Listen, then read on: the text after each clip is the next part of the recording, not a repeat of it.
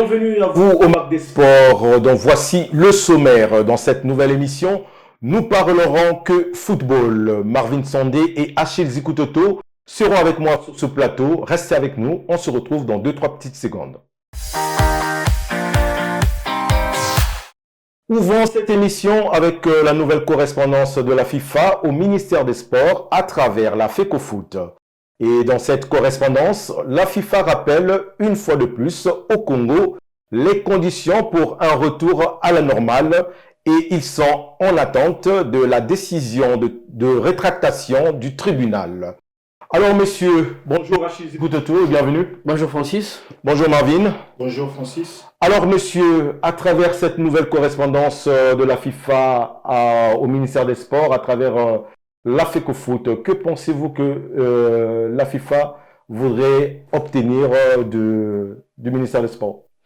Alors la FIFA est dans ses démarches habituelles, les rappels par rapport à l'attente qui devient quasiment interminable, Oui. donc même pour la Fédération internationale de football association, la FIFA, parce que la FIFA reçoit les correspondances du ministre des Sports régulièrement, qui fait état justement de l'évolution de la situation du Congo suspendu provisoirement depuis le 6 février, on va le rappeler.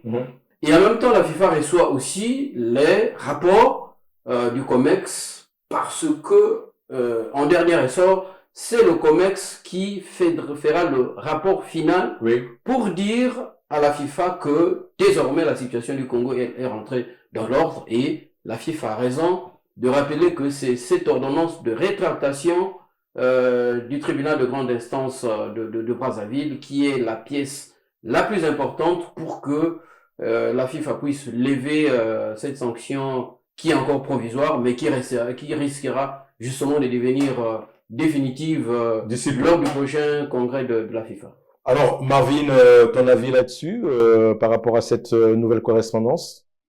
Cette nouvelle correspondance vient simplement rappeler que le Congo, je vais le dire comme ça, est en train de blaguer un peu avec la vie des footballeurs au niveau du Congo, parce que nous attendons impatiemment cette ordonnance de rétractation du côté du TGI, du tribunal de grande instance de Brazzaville, mais malheureusement j'ai l'impression que de ce côté-là on est en train de prendre les choses à la légère, parce que on avait ici reçu avec beaucoup de satisfaction cette décision du ministre qui demandait à ce que le COMEX puisse être réhabilité, mais malheureusement le dernier détail manquant, la pièce manquante, c'est justement cette ordonnance de rétractation, et qui devrait normalement être déjà au point il y a fort longtemps, mais nous ne comprenons pas pourquoi il y a tant de retard à ce niveau, alors que la situation est quand même urgente, d'autant plus qu'elle prend en otage la vie du football congolais.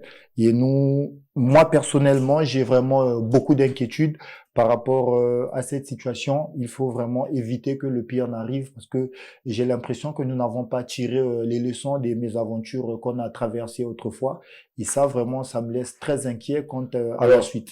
Justement, revenons un peu mettons un peu un point sur cette décision de rétractation qui prend du temps à arriver. Jusque-là, rien est encore décidé, parce que le 18 avril dernier, il devait y avoir audience pour cette décision de rétractation, mais l'affaire de la FECOFOOT n'était même pas listée sur les affaires qui devaient être traitées ce jour-là.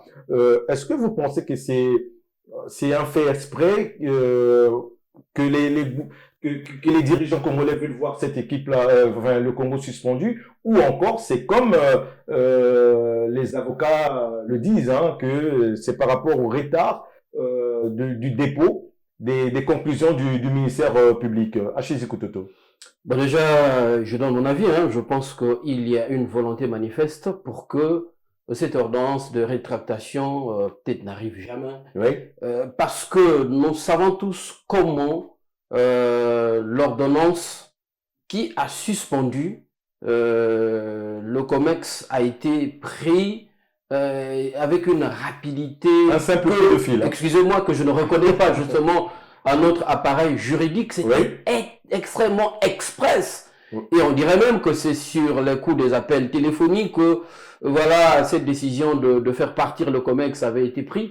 Mais il faut téléphoner, il faut refaire peut-être la même chose. Démarche. Voilà, je pense qu'il n'y a pas de volonté manifeste, que ce soit du côté de la commission ad hoc, qui d'ailleurs n'existe pas, et dont les avocats doivent continuer justement à faire le travail, parce que c'est l'avocat de la commission ad hoc qui ne s'est jamais présenté devant devant les différentes audiences concernant justement cette affaire, et en même temps aussi, les pouvoirs publics, je ne vois pas cette volonté justement d'aller vite à la solution. Il y a comme des cachotteries. Moi, j'ai l'impression, je donne mon avis, hein, Ça, je sais pas, on peut les gens peuvent l'accepter ou pas, mais j'ai comme l'impression que c'est par rapport aux dégâts qui auraient été posés au niveau du COMEX, disons, au niveau du siège du comité exécutif de la FECOFOOT, qui fait craindre aux gens les poursuites après. Mais après, malheureusement ou heureusement, justement, il faut que les gens soient responsables. Si les gens ont fauté, voilà, on ne peut pas sacrifier les gens par rapport à un petit groupe, à une bande justement de personnes qui, comme a l'habitude de dire Marvin, qui aujourd'hui sont en train de sacrifier l'avenir des milliers de jeunes Congolais. Donc, en mon sens, je ne vois pas une volonté manifeste, et certainement que la FIFA a perçu cela et veut que les choses aillent vite, et que ce ne sont pas les rapports du ministre des Sports qui vont demander à la FIFA de prendre la décision, mais c'est simplement une fois que le comité exécutif dira à la FIFA que nous avons notre décision de rétractation, notre ordonnance de rétractation qui nous remet en place, que la FIFA lèvera justement cette décision. Alors toi, quelle lecture tu fais par rapport à ce retard accumulé par le tribunal? Comme a dit Achille, hein, on sent, c'est comme s'il n'y a pas une volonté de pouvoir public d'aller vite pour que les choses reviennent à la normale. C'est comme si tout le monde veut voir le Congo suspendu pour des années. Vous savez que la justice, c'est le bon sens, mais par rapport à cette situation de l'ordonnance de rétractation, moi, ça m'inquiète au niveau du Congo. J'ai l'impression qu'il y a un régime à double vitesse. Achille l'a si bien rappelé, pour faire partir le COMEX de Mayolas. En tout cas, c'est parti à la vitesse d'un éclair. Mais là, les choses sont en train vraiment de lambiner. Et pour moi, en tout cas, c'est quand même suspect. La justice est censée être impartiale. Donc, si vous traitez une situation X avec autant de diligence, de détermination, faites de même avec le KB. Mais là, je me demande bien pourquoi c'est en train de traîner, quand nous savons qu'il y a quand même des enjeux nationaux derrière cette situation, et voir les hommes de la loi ne pas faire les choses de façon diligente. Moi, ça m'inquiète. C'est comme si on faisait exprès pour que le Congo du football aille carrément se fracasser, pour que cette sanction qui est encore provisoire, qui plane devienne quelque chose d'effectif. Et après, au finish, nous reviendrons encore nous lamenter que voilà, les choses ne fonctionnent pas bien. Mais à tous les niveaux, là, je pense que le problème est parti du sport. Il est actuellement entre les mains disons, il est dans le giron de la justice. C'est à eux de gérer cette affaire. Mais les retards qu'il y a, moi, j'ai l'impression qu'il y a une main noire qui est en train vraiment, pour une chose simple. Voilà. C'est vrai que les procédures au niveau de la loi, elles ont leur rythme, mais compte tenu vraiment de l'urgence, le fait de ne pas avoir la diligence, en tout cas, j'ai l'impression que là, le bon sens a vraiment perdu sa place au niveau de la justice, parce que le Congo risquerait vraiment gros si la situation tenait à perdurer. Alors, on reste à la FIFA pour vous informer que la date du congrès de la FIFA est désormais connue. C'est le 15 mai prochain et ça sera au Paraguay. L'ordre du jour de cette grande réunion a été publié et le point qui nous intéresse sur cet ordre du jour, c'est le 4e point qui est réservé aux suspensions ou à la radiation des membres de la FIFA, et c'est là où se retrouve justement le Congo. Alors monsieur, est-ce que vous êtes inquiet par rapport à cette date qui est déjà communiquée, vu la situation du Congo qui n'avance surtout pas? Marvin. Là déjà, on va le dire comme ça, la situation elle est vraiment figée et les temps qui courent en tout cas ne sont pas favorables hein, au Congo. Quand je parle du Congo, je parle du Congo du football puisque c'est de ça qu'il s'agit. Oui. Donc le 15 mai n'étant pas loin, quand on essaie de voir les différents retards pour une situation qui est aussi simple, à savoir l'ordonnance de rétractation qui tarde vraiment à voir le jour, moi ça m'inquiète. Et j'ai comme l'impression que de ce côté-là, du côté donc de la justice, on souhaiterait que le temps passe tellement vite pour qu'on y arrive. Et ça me fait vraiment peur. Alors que le dernier détail, en tout cas la pièce manquante pour que cette sanction provisoire soit levée, c'est simplement cette ordonnance. Mais on avait ici plusieurs fois lancé des appels auprès du président de la République lui-même, auprès du ministre des Sports, auprès du ministre de la Justice, pour que cette situation, qui ne représente pas aussi quelque chose de vraiment compliqué, puisse être vraiment réglée. Mais là, en tout cas, j'ai l'impression que nos appels ont été entendus, mais quelque part, l'exécution maintenant pour donner suite favorable à ceci pose problème. Pour quelle raison? Point d'interrogation, quand on sait que c'est le Congo, une fois qui est vraiment exposé, qui est vraiment en danger, pour l'image même de la nation déjà, le fait que votre fédération soit déjà d'une manière ou d'une autre épinglée hein, parmi les ordres du jour de façon négative au niveau ça fait du peur. prochain congrès, ça fait peur, c'est vraiment inquiétant et on a l'impression que la manière de gérer le football au Congo est encore, je vais dire, préhistorique parce que ce sont des choses qu'on ne devrait vraiment pas voir à l'ère du football moderne. Alors, Achille, l'épée de Damoclès pèse sur la tête du Congo par rapport à ce congrès, vu la situation, vu le retard, vu le bras de fer qui continue, parce qu'on le sait aujourd'hui déjà que c'est un bras de fer qui continue entre le COMEX et le ministre des Sports. Tu es aussi inquiet que Marvin par rapport à cette situation? Est-ce que tu penses que ça va être réglé avant le 15 mai ou le Congo va être suspendu pour plusieurs années parce qu'on sait que lors de ce congrès, si la suspension est prononcée, on n'espère pas que ça soit la radiation, mais si la suspension est prononcée, on sait que le Congo prendra pas moins de 5 ans.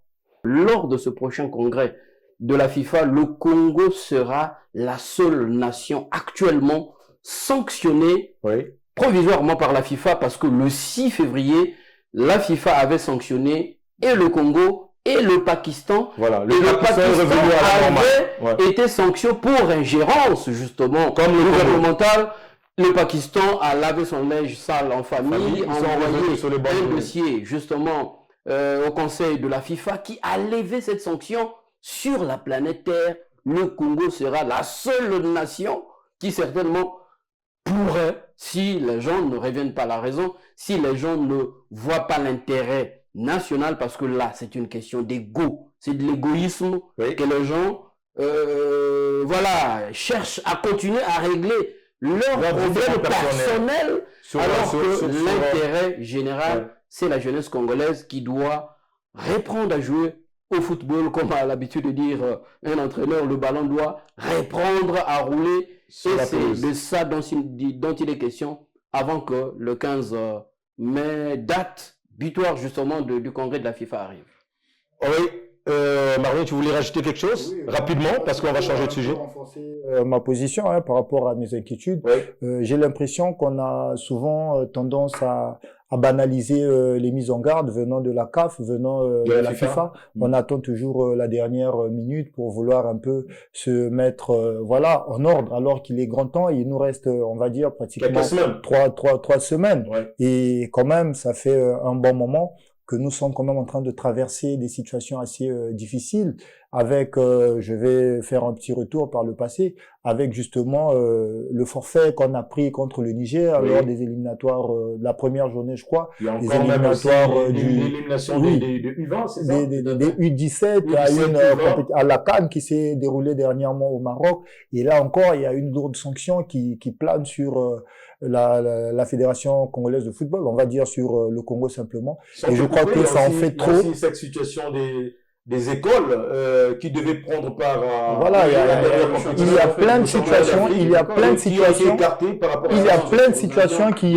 Deux équipes congolaises qui devaient représenter la zone UNIFAC. Exactement. À la phase finale, justement, de cette compétition. Il y a plein de situations qui sont en train de ternir le football congolais, surtout au niveau de son management. Mais je vais donc demander au ministre des Sports, parce que c'est quand même la jeunesse qui est prise en otage, c'est une jeunesse qui est très chère au président de la République. Oui. Vraiment, pensons à cette jeunesse, et je crois que le fait de nous éviter cette sanction qui plane sur le Congo ferait peut-être aussi oublier toutes les mésaventures qu'on a connues pour que l'on redémarre un peu avec des meilleures ambitions, avec des meilleurs programmes au profit justement de notre football. En tout cas, il faut vraiment mettre de l'eau dans le vin, que ce soit du côté du COMEX ou encore du côté du ministère des Sports, parce qu'il nous reste, comme a dit Marvin, quelques semaines seulement pour rentrer dans le congrès de la FIFA, et c'est là où vont se prendre les décisions de la sanction, peut-être du Congo. On va rester dans le football une fois de plus. Nous allons maintenant parler de ce projet de décret portant code éthique du sport et du projet de décret fixant les modalités de sélection en équipe nationale qui a été présenté par le ministre des Sports au dernier conseil des ministres le 18 avril dernier.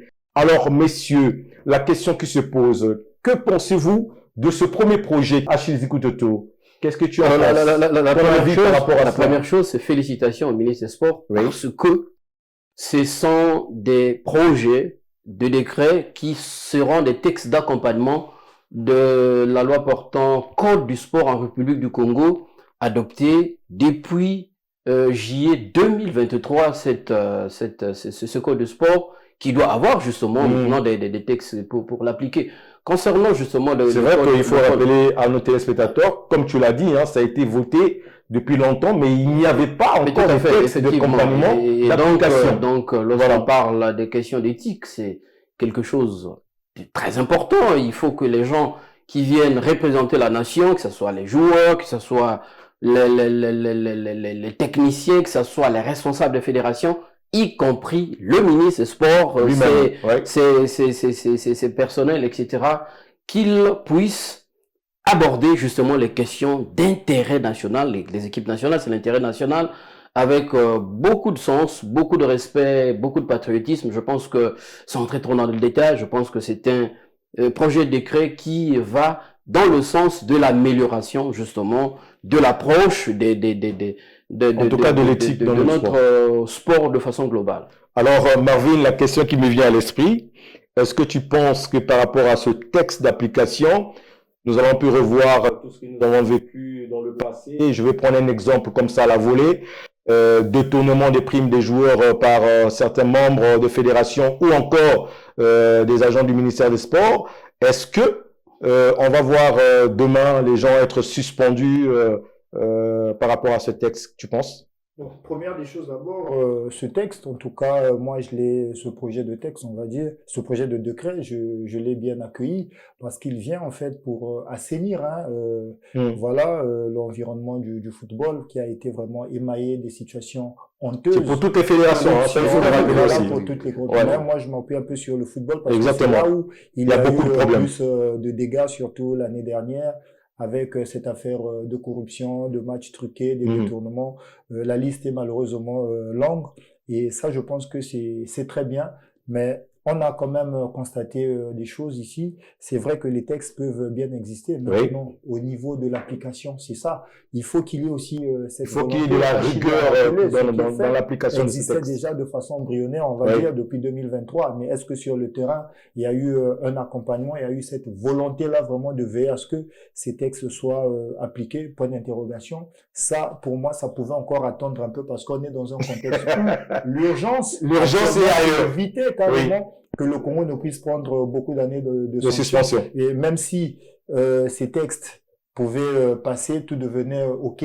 Mais si le Congo est sanctionné, ça servirait à quoi? Oui. À rien. Donc pour moi, je crois que Mais là, tu on parles doit- du football. Mais Oui, mais sur le fédération, ça sera en actualité. Je m'apaisantis Oui, beaucoup plus exactement. sur le football. Là, il parce parle que du football. c'est ouais. ça beaucoup plus. C'est vrai qu'au niveau Rapidement. d'autres disciplines aussi, on a besoin de voir quand même plein de changements, que ce soit au niveau du handball, de l'athlétisme ailleurs. Ça, c'est quand même une Ok. bonne chose. Mais aussi, on ne doit pas oublier que le vrai travail aussi doit être fait par les différentes fédérations. Mhm. C'est pas, il ne revient pas au ministre, au ministère des Sports de gérer tout ça de façon globale, parce que il y a les fédérations qui sont là, qui doivent aussi Les mener organes à techniques. bien, voilà, des organes techniques qui doivent être aussi Alors, facilités. J'ai un peu de doutes, mais peut-être que vous allez enlever mes doutes par rapport à ce que je pense. Est-ce que c'est vraiment l'idéal que ça soit du côté du ministère qu'on puisse fixer les modalités justement de sélection en équipe nationale? Mais je trouve que c'est l'intitulé, excusez-moi de le dire, hein, Oui. qui a été faussé. Ok.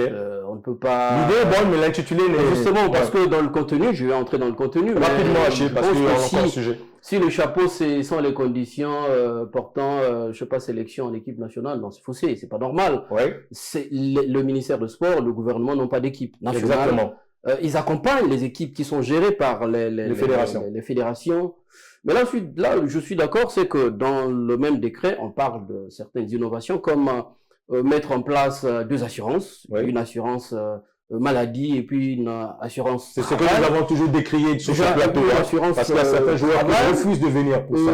Il a beaucoup justement d'avancées. On ne va pas trop entrer dans les détails, ouais. mais sérieusement, ce n'est pas au gouvernement de décider de quel joueur doit arriver dans quelles conditions. Oui. Ça, c'est le travail de l'organe technique. Mais je dois quand même le dire, hein, parce qu'à un certain moment, parfois, on conseille à nos responsables parfois des choses qui mettent beaucoup de confusion, Oui. parce que tout est compartimenté dans la gestion quand même du sport. Les autres, on parle ici de primes, par exemple, dans le même décret, oui. qu'il y aura un arrêté qui va fixer les primes, justement, de victoire, etc., etc.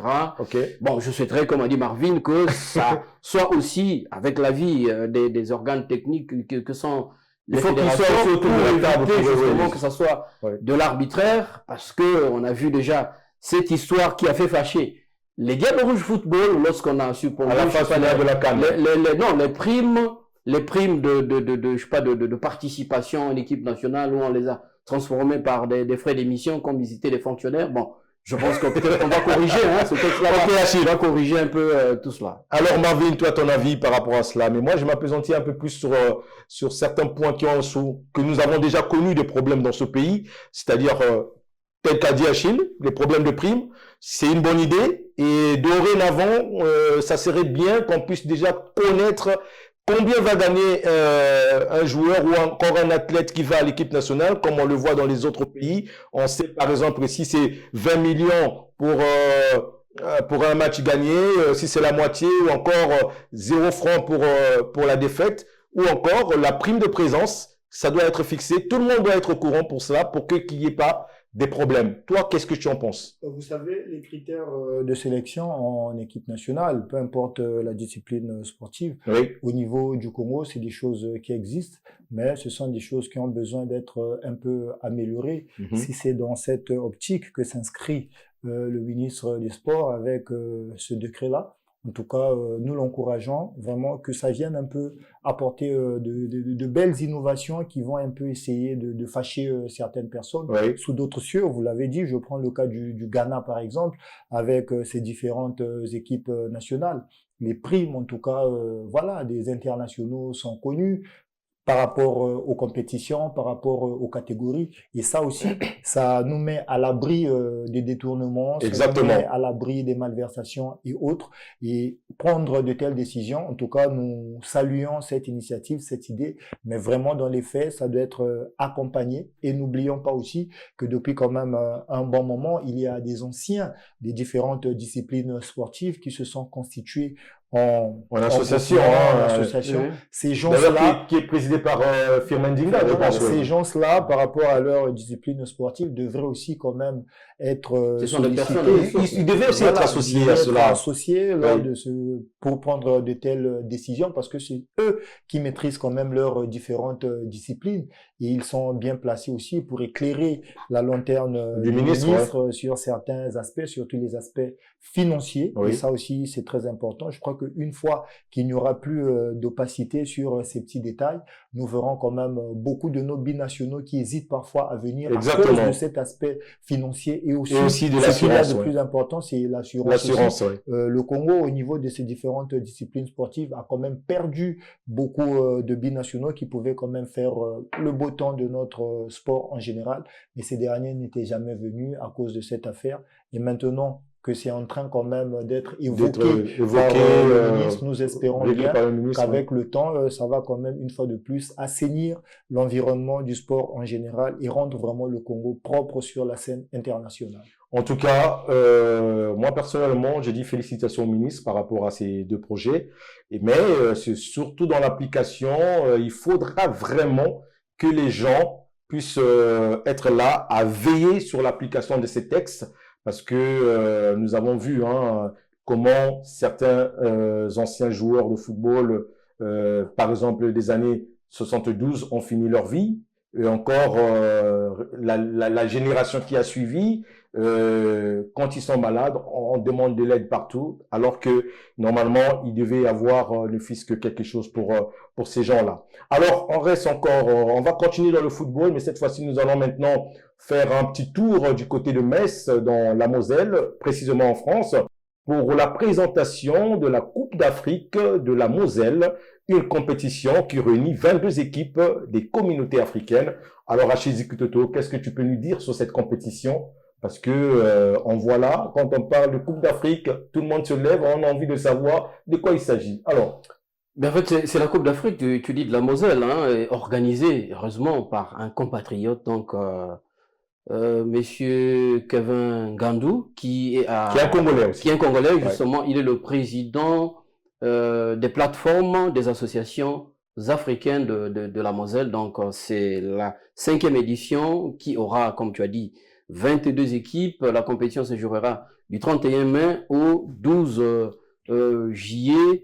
Et ce qui est intéressant, c'est que c'est comme une Coupe d'Afrique en miniature, mais une Coupe d'Afrique, voilà, des communautés qui habitent africaines qui vivent en France, mais précisément dans la Moselle. Dans la Moselle. Donc, c'est toutes nos félicitations, parce que, qu'on le veuille ou non, c'est le nom du Congo, quand même, qui est aussi hissé à travers cette compétition du pays, qui fait honneur, justement, à la nation congolaise, en organisant cette compétition qui, voilà, est une occasion de brasser aussi bien les communautés africaines de cette région à travers le sport et la culture. Marvin, que penses-tu de l'initiative de notre confrère, notre frère Kevin du côté de la Moselle, qui réunit un peu toutes les communautés africaines de cette région? En tout cas, chapeau bas à Monsieur Kevin Ngandou, parce que vous savez, aujourd'hui, le sport, donc le football, puisqu'il s'agit de cette Coupe d'Afrique, au niveau de la région de la Moselle en France. Donc, cette initiative, pour moi, elle est vraiment salutaire, parce que le football, c'est quand même un facteur d'unification, et c'est ce qui se fait autour de telles compétitions. Donc, étant donné que c'est organisé par Monsieur Kevin, nous lui souhaitons en tout cas, voilà, nous lui présentons en tout cas toutes nos félicitations, et puis on souhaite vraiment bon vent à ce projet. Il y a quand même un aspect aussi quand même important. Rapidement, on est presque pour à la cette fin. 5e édition, il y a quand même 22 équipes. Ça Ouais. montre que les autres communautés Ça qui prend de ne l'ampleur. s'attachaient pas à cette Coupe d'Afrique sont en train de voir dans cette compétition vraiment l'importance même de toujours se mettre ensemble. C'est ça aussi l'avantage du sport. melting pot. Donc par le sport aussi, il y a ce brassage culturel. Et je crois que Monsieur Kevin Ngandou est bien en train de manager, en tout cas, ce projet. Espérons bien qu'à la longue, c'est quelque chose qui prendra davantage d'ampleur. Et pour ça, en tout cas, nous lui disons encore coup de chapeau. Messieurs, merci beaucoup d'avoir été là. On va se revoir prochainement. C'est terminé pour aujourd'hui. Bonne suite de programme avec Vox TV. Au revoir et à la prochaine.